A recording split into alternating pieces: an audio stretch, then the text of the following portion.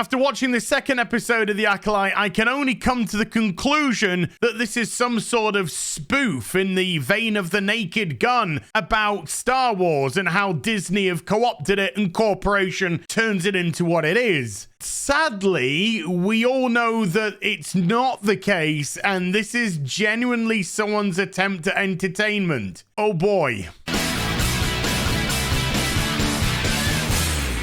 Hi everyone, it's Az here from HeelvsBabyface. Yes, there's been a 48-hour gap between the reviews of episode 1 and episode 2 of The Acolyte, which actually aired back to back. Why? Because I actually needed to regenerate some brain cells after watching the first part. A show whose writing is so laughably bad, I had to wait until just half an hour before Friday Night Tights yesterday to build up the courage to watch it. And now, because I have, you get to get all the insight of how amazing it was. And by amazing, of course, I mean dog Yeah, that's actually down in my OBS editing as Robin Hood noises. If you want to know what happened in episode 1, go check out my previous review, easiest 100k views on YouTube ever. We're gonna go balls deep. I was actually going to say go balls deep into episode 2, but let's just be honest. We all know there ain't a set of those in this show. Because men and boys aren't allowed in Disney Star Wars anymore, it starts off with diverse little girl throwing a stone at a droid that's the gatekeeper of the local Jedi temple. This is a local Jedi temple for local people. Award yourself 5 Schlurpos if you got that reference. Even more stunning and brave twin sister assassin May throws this disc onto the droid, which causes it to go back into the wall and open the doors to the local Jedi temple, which allows her to just go waltzing in without anybody confronting her as to what she's doing there at that time, being a local Jedi temple and they not knowing who she is. There again, why would they? It's not as if a Master Jedi has just been murdered by an assassin who might be murdering other Jedi. Don't worry about it. Don't think. Don't think. Just consume the garbage writing that is Disney Star Wars. She minces on into the Master Jedi's room. He looks like a gay Ryan Kinnell. Don't worry about that bit. And he's just floating on air thinking about Jedi shit or something or other. And for the second show in a row, we get this embarrassing attack me with all your strength from a girl that's about as intimidating as somebody blowing their nose into a tissue. So gay Ryan Kinnell does absolutely nothing at all. So the worst assassin in the history of assassins then tries to attack them, but they just punch what I imagine is a bubble of force that is protecting the Jedi Master. And they're kicking it and punching it and elbowing it and jumping up on the walls and bouncing off it and falling on the ground and going, ah! And it's a fucking joke. She gets a little knivey poos out that she killed Trinity with last episode. She starts throwing them. They just bounce off. She tries stabbing him. They don't do anything. She's looking ridiculous right now. And it's going to become apparent later that this Jedi Master knows exactly what she's trying to do. He's just preventing her from doing anything with this ball of force energy around him. So we finally hear some noises in the background. It seems that they have realized there's somebody in the local Jedi temple that shouldn't be there. This dude comes in and sees that the assassin has escaped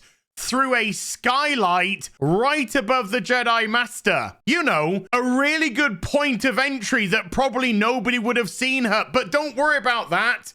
As maybe she didn't know there was a skylight there in the first place. Of course, I'm absolutely incorrect. It's not as if she's a fucking assassin. So the Padawan's trying to do something on the control panel and can't. So Stunning McBrave, other twin sister, wakes up and says, hey, have you ever thought about bypassing the compressor? She then decides to flirt with the child by talking about how flexible she is on the outside. I can't even with this one. So Master Squid Game goes to talk to Brown Boy Summer, and he says, hey, look, why isn't our prisoner in restraints? She's already escaped once. We don't even know if the story she's telling us is true. We don't even know if she's actually working in cahoots with her twin sister. And Master Squid Game says, don't worry about it. We need plot to happen. Now we get to one of the dumbest scenes I think I've seen in Star Wars so far. Master Squid Game is talking to Leslie Headland's wife, and he's telling her that Osha has a twin sister who was presumed dead 16 years ago. So this is the first that she's hearing about this. He then goes on to say, I reckon that twin sister that we've just discovered may or may not actually still be alive is probably responsible for the death of Master Trinity. And Leslie Headland's wife says, yeah, I'm inclined to agree.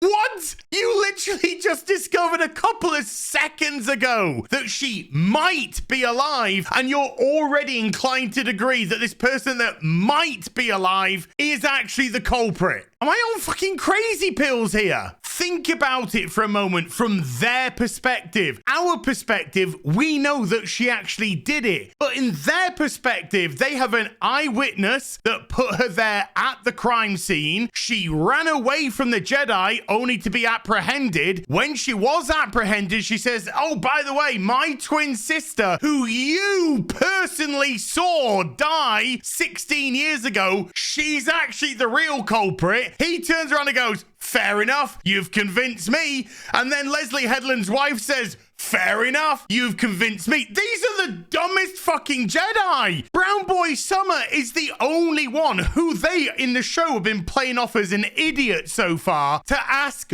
good, logical questions. But he's been treated as if he's being put in his place. Don't give in to fear, says Master Squid Game to him. He's not. He's asking the right questions. So the only way that these two Jedi Masters would have any idea about what's going on is if they watched the first fucking episode of the show and found out. Now, if you're watching the show, you could have said, but as after they've said that, she says, we actually have images of Osha's sister being at the local Jedi temple. So it can't be Osha that killed the other Jedi. So you are right. I would be inclined to agree. But in a moment in the show, the two of them are going to meet and they're going to have exactly the same fucking haircut, which to me says, how can you have been separated from your twin for 16 years and you've got the identical haircut unless you're working in cahoots with one another and one of you killed one of the Jedi and one of you killed the other? They still have to move with caution here because she was identified by the barkeep as the killer. But the characters can only be as smart as the writing, and the writing is trash. What should have happened is Master Squid Game presented his information, Leslie Headland's wife presents her information, and they decide to proceed with caution because there is a chance that these twins are actually working together. But no, these are the stupidest Jedi in the galaxy. So we arrive at No Country for White Men, and May goes to this apothecary where Asian Ezra Miller is sleeping. She wakes him up and she says, what are you wearing? And he says, oh, I took it from the guy who owns this place. I'm trying to blend in, which to me says that they killed him and he's now running the shop as a front for May as she goes off and tries to kill the Master Jedi. This is going to be important information for later on. May tells him that she's the worst assassin in the history of the world and says, I need a new weapon to try and kill him. I need a poison. So he makes her one. So if gay Ryan Kinnell dies to this poison, he is an accessory to murder and also likely a murderer as well. Bear this in mind, folks, for later on. It's very important. Master Squid Game then says, nice tat. That's the scene. Moving on. But then we get a little touching moment where she says to him, do you know what? I probably wasn't a very good student. And he says, stop right there. You are a strong, independent woman of color. I am just a ballless, cockless soy merchant of a man in a Star Wars franchise. It was all my fault. I was a terrible master. Stunning und brave, as the Germans say. So Master Squid Game and his posse of pussies arrive at the local Jedi temple at the exact same time that May, who climbs through the skylight that she could have done in the first fucking place when she tried to kill this guy first time round, but for the show, I guess, because plot's got to happen, because now she can't come through the front door again because those Jedi are there doing their bit of plot, so she's got to come through the skylight plot to come down to do her plot. So while they're asking about what happened the night before, Execute Order 66 McNuggets comes out, and I'm like, what the fuck is that? I know Disney hates men. I know that they want every man to be stupid or incompetent or ballless or sackless, not an ounce of masculinity everywhere. But this is a person who's trying to be a Jedi. Doesn't look like this guy's particularly fucking disciplined, does it? Oh, but Az, you're a fat bastard too. I know I am, but I'm not trying to be a fucking Jedi, am I? I'm sure the actor's a lovely guy in real life, but imagery for a Jedi or a Jedi in training like this just looks stupid. And it's all done purely because they hate men. No other reason. So they question the little girl from the beginning of the show that made the security droid pop out. And they said, who did you open the door for? And she said, her, and points to Osha, but she had a hood on. Again, the Jedi should be acting with caution here. Yeah, it does look like the other twin is up and about trying to kill this Jedi, but it doesn't exonerate Osha from potentially killing Master Trinity. They could still be working together. But again, they just dismiss it completely and allow them all to come waltzing into the Jedi Temple. And more importantly, just let Osha fuckety by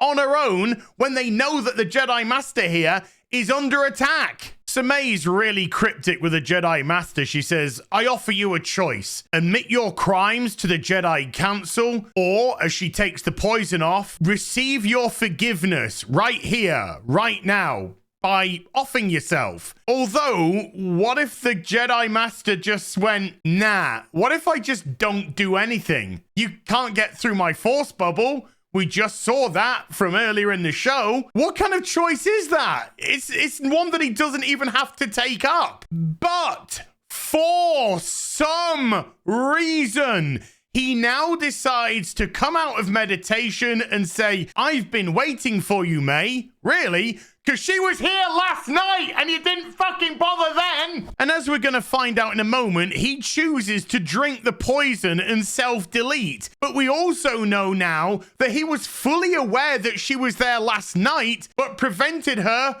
from attacking him. So why last night were you not into it, but this morning you're into it? Make it make sense. What a difference a day makes. 24 little hours. Now, because this show is written by window-licking morons, Osha breaks away from the rest of the Jedi. They let her, because fuck this show. She wanders off into Master Torbin's chambers where he's dead. She goes and picks up the vial of poison and puts her fingerprints all over it, then touches the body, putting her fingerprints and DNA and all that kind of shit over that. Then the Jedi walk in and go, oh my God, look, she could be the killer after all. Oh, so we're gonna get that now, are we? No, because moments later, Brown Boy Summer then walks in and goes, nah, it wasn't her. I was following her. She didn't do it. So what was all this nonsense for then? Set up and payoff of nothing. We're going to set it up that the Jedi come in and think, actually, maybe she's the killer. Oh, no.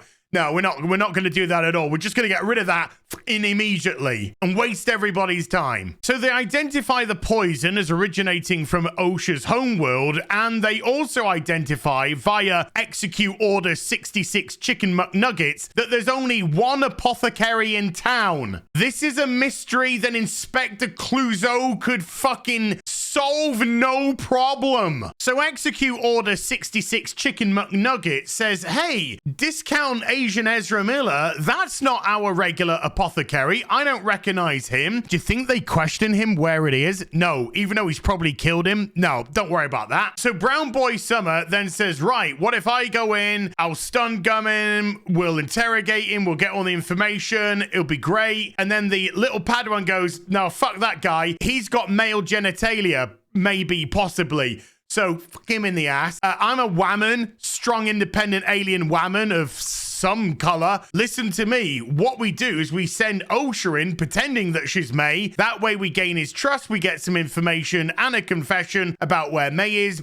Bob's your uncle, Fanny's your aunt. And Squid Game says, fuck it. Yeah, I'm a man, so I always defer to women, particularly Padawans, even though I'm a Jedi Master and I should be running the fucking show anyway. But this show's so fucking shit! Why would I even contemplate doing that? Hail all women. Women are great, particularly lesbians or something, maybe. The absolute disdain that they have for men is just so palpable. So OSHA goes in, disguised as May in a really shitty disguise, and discount Asian Ezra Miller just immediately spills all the beans. Hey, did he kill him? Did he kill him with the poison I gave you? Did you kill the Master Jedi with the poison that I gave you? So all the Jedi come bursting in. Oi, this is a bust. Don't you move. And he says, I didn't know that she was going to kill the Master Jedi with the poison that I gave her, even though I just actually said, I know that you killed the Master Jedi with the poison that I gave you. Please, please, have mercy. And so Master Squid Game says, tell you what, spill the beans and what you know, I'll let you off with a warning. And Asian Ezra Miller goes, are you fucking retarded? Seriously, are you retarded? I have confessed to supplying the poison that killed the Master Jedi, full knowing that the poison was for the Master Jedi. And just because I go, hey, look, I'll tell you what I know about May, you're gonna let me off with a warning? Holy shit, you are dumb. Hey, do you want to ask me about where the actual apothecary is that runs this shop? Don't! Because I fucking killed him. Look, I stole his clothes and everything. But I bet you just give me a slap on the wrist for that as well and tell me to be a good little boy. You say, look, maybe we'll get you a reduced sentence. Or maybe we'll put you in a prison that isn't as harsh as others. You don't go, tell us what you know, and you can go scot-free, Mr. Murderer. This is so dumb. I've got a bad feeling about this. Oh, shut your fucking mouth. So he tells them that May is going to come back to the apothecary later in the night because he's holding some stuff for her. So they secure the perimeter and Master Squid Game is going to confront her one-on-one. So May then attacks Master Squid Game. And what I get confused about is every time she goes to attack one of these Master Jedi and they easily block her attacks because she's the shittest assassin that I've ever seen, she always has this surprised look on her face. How did you easily fucking stop my crap move? Well, I'm a Master Jedi and I easily did it. That's why. She hasn't won any fights yet. Trinity had to throw hers out of sympathy. The other dude drunk the poison and killed himself. And as we see, Master Squid Game kicks the living shit out of her. What is she even in this show for? Fuckboy Summer is watching the fight through the binoculars, even though the fight is going on right below him. Literally 5 feet below him is the fight. And you need